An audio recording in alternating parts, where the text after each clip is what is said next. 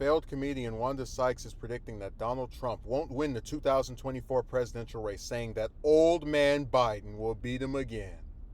The comedian weighed in on Trump's 2024 chances in an interview with Variety published Tuesday. Asked if Trump, who launched his White House bid last November, would secure the GOP nomination, Sykes replied, "I don't see how. I mean, there are definitely pockets that he's going to dominate, but I don't see across the country how he'll get the nomination, right?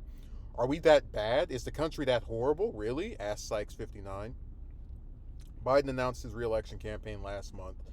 After it was noted that Trump is leading multiple points of current and potential Republican presidential candidates, Sykes said, "Well, I mean, they're all awful. Biden will beat him again. Yep," said the Curb Your Enthusiasm actor who's been critical of Trump in the past. Sykes also said she doesn't mind being referred to as a woke comic.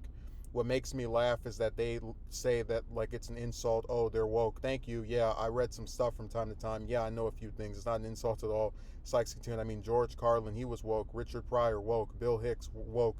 She said, "It's almost like they're angry that we're evolving. It's sad, really." I can't believe she actually compared herself to Richard Pryor. That she's not even fit to visit his grave. But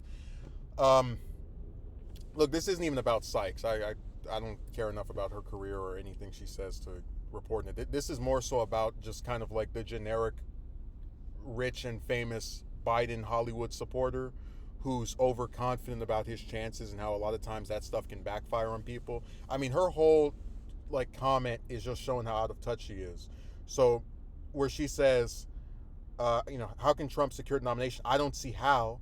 It's like, well, the way we see how is that we look at the polls that are conducted from state to state, whether it's Iowa, New Hampshire, the South, and we see where in every single poll, damn near, he's leading, and not just by 1 point or 2 points, but sometimes by 5, 10, 20, 30. And that makes a lot of us who are not even his supporters look, if we're looking objectively, say he has a very excellent chance of winning the nomination. She says, "Are we that bad? Is the country that horrible? Really?" I mean, that's her indicting his supporters, and that's going to work so well for all of the independents that you want to come out and vote for Biden, right? When you trash people who back the other candidate just for backing the other person.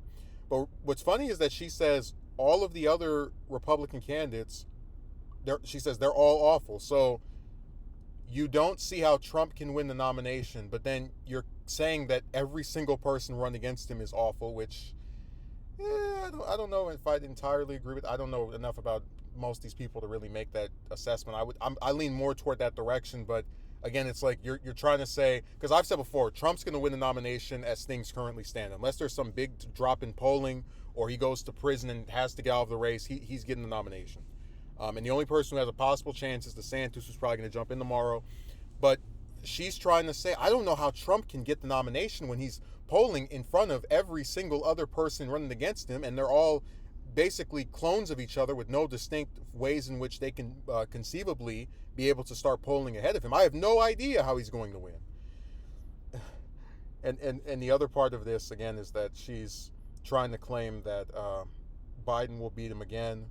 I don't know what that's based off of, because remember, 2024 is going to be very different from 2020, where Biden was running as a VP who was this like supposed moderate figure against the president with very low approval rating thanks to the virus, and the virus allowed Biden to sit in his basement and not have to go out and campaign.